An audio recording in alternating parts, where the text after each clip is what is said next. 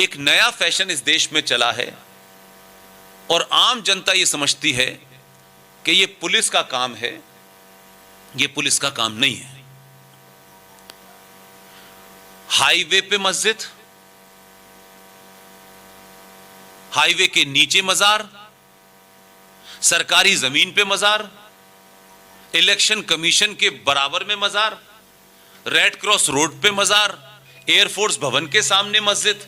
उनको ये प्रूफ नहीं देना है कि ये हम क्यों बना रहे हैं, बस वो मानते हैं कि वक्फ प्रॉपर्टी पे बनी हुई है। तो इस तरीके की घटनाएं इस देश में इतनी बढ़ रही हैं कि आपको जगह जगह सरकारी जमीनों पे मस्जिदें बन रही हैं, कब्रें बन रही हैं, दरगाह बन रहे हैं। ये रूटीन मैटर हो गया है। पुलिस को आप शिकायत करते हैं, पुलिस के पास उनको हटाने का कोई कानून नहीं है। तो लोगों को जब ये पता नहीं था तब पता चला कि वक्फ प्रॉपर्टी के तहत इस तरीके की नंगा नाच करने की एक तरफा इस देश के मुसलमानों को सरकारों में बैठे हुए लोगों ने छूट दी है। सरकार में जो लोग हैं या जो लोग थे जब ये बना, उन लोगों का अपना क्या एजेंडा है मैं नहीं जानता। मैं चाहता हूं कि इस मुद्दे पे देश के लोगों को अवेयर करें, पता करें कि जो गली गली मोहल्ले मोहल्ले जंग करने की तैयारी कर ली गई है, हर सड़क पे, हर गली में, हर पार्क में, सब जगह ये हो रहा है, ये इल्लीगल है।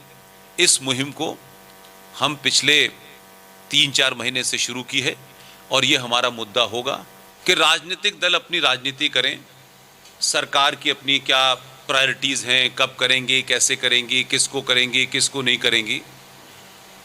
लेकिन आज संचार क्रांति के इस दौर में अगर आप अपनी बातों को तथ्यों के साथ, तर्कों के साथ, फैक्ट एंड फिगर के साथ रखें और उनसे होने वाले राष्ट्र को नुकसान के बारे में अगर जागृत कर दें, तो इस संचार क्रांति के माध्यम से आपको वेरीफाई भी लोग करते हैं, क्रॉस चेक भी करते हैं, और अगर आपकी बात सच है और लोगों की समझ में आती है तो एक जन सैलाब जो है उस बात को उठाता है और उससे राजनीतिक दल दबाव में आते हैं।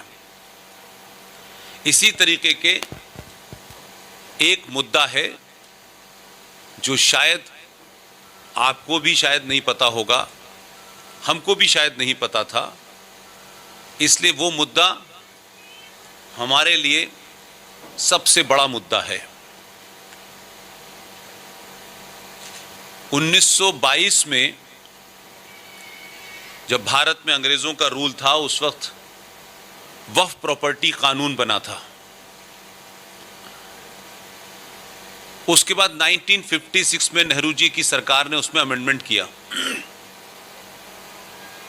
फिर 1995 में पीवी नरसिम्हा राव ने उसमें फर्दर अमेंडमेंट किया। और जितनी भी मेरी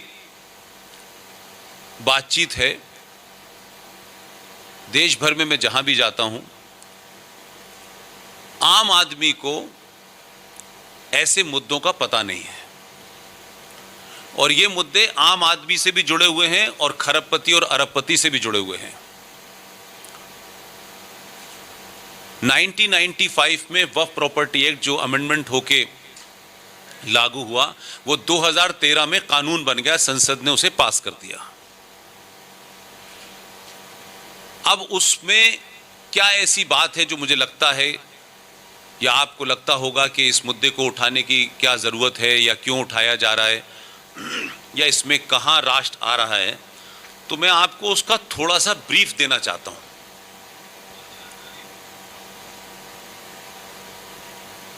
जिस तरीके से आपको याद होगा कि भारत के संविधान में एक आर्टिकल है, आर्टिकल 14।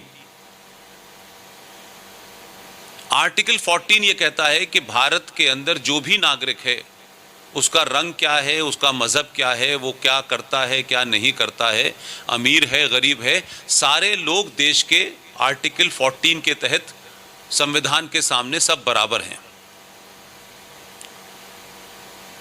लेकिन उसी समय जब ये प्रक्रिया चल रही थी, उसी समय आर्टिकल 14 को वायलेट करते हुए आपने देश में 25 से 30 तक आर्टिकल बनाए आर्टिकल 30 बनाया और उसमें से कहा कि इस देश में मुसलमानों को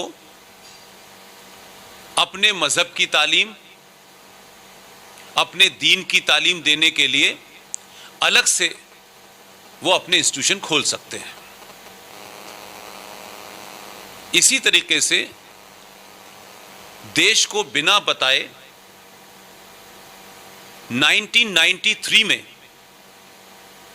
मंदिर आंदोलन के बाद जो स्थिति उपजी, उसमें सरकारों ने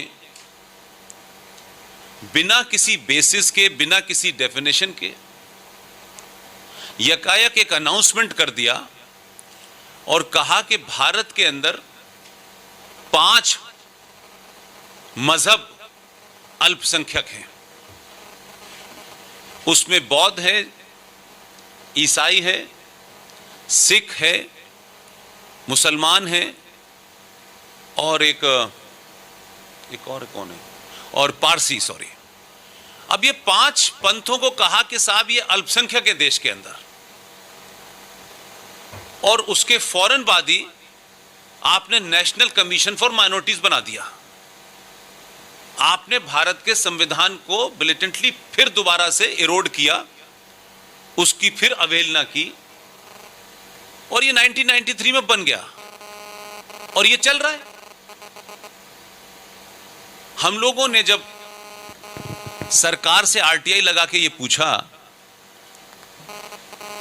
कि इनको जब घोषित किया गया, पारसीज को, सिख को, बौद्ध को, क्रिश्चियन को और मुसलमानों को, तो व्हाट वर द बेसिस, किस बुनियाद पे आपने कहा कि ये माइनॉरिटी हैं? कोई तो बेसिस होगा। तो हमने यूएनओ के अंदर जो माइनॉरिटी की डेफिनेशन है, जो उनके चार्टर में माइनॉरिटी की डेफिनेशन लिखी हुई है, उसमें लिखा हुआ है कि टोटल पॉपुलेशन का 1.5, चाहे वो लिंग्विस्टिक हो, चाहे वो रिलीजियस हो, वो माइनॉरिटी माना जाएगा। ये यूएनओ का लॉ है। जब हमने यहां आरटीआई के माध्यम से पूछा तो सरकार के जवाब में यह आया कि 1993 में जब 5 पंथों को माइनॉरिटी घोषित किया गया तो ना तो उसकी कोई परिभाषा तय की गई है, ना ही कोई उसका बेसिस तय किया गया है, सिर्फ ये एक अनाउंसमेंट कर दिया गया। अब उसका डिस्क्रिमिनेशन ये है कि 2011 का सेंसस ये कहता है कि देश में 40,000, ओनली 40,000 पारसी हैं, 1.5% सिख है, 3% ईसाई है, 1% के आसपास बौद्ध है और 16% मुसलमान है। तो सवाल यह उठता है कि सरकार ने एक गैर संवैधानिक काम किया कि संविधान की जो धारा या रूह है या उसकी आत्मा है कि जब सब बराबर हैं तो फिर ये अलग अलग रेवड़ी क्यों बांटी गई? तो सरकार की आरटीआई में आया है, हमारे पास कोई इसका बेसिस नहीं है, ना हमको इसकी डेफिनेशन पता, ना सरकार के पास कोई इसका इस किस्म का कोई दस्तावेज है। अब उसके बाद आगे चलिए आप, फिर 1995 में आपने वक्फ प्रॉपर्टी एक्ट में अमेंडमेंट कर दिया और वहां से फिर आप आगे चलें तो पता चलता है कि 2005 में पाकिस्तान पंजाब शहर के चकवाल डिस्ट्रिक्ट में एक साहब पैदा हुए 1923 में, और एक और साहब पाकिस्तान के पंजाब प्रांत में पैदा हुए।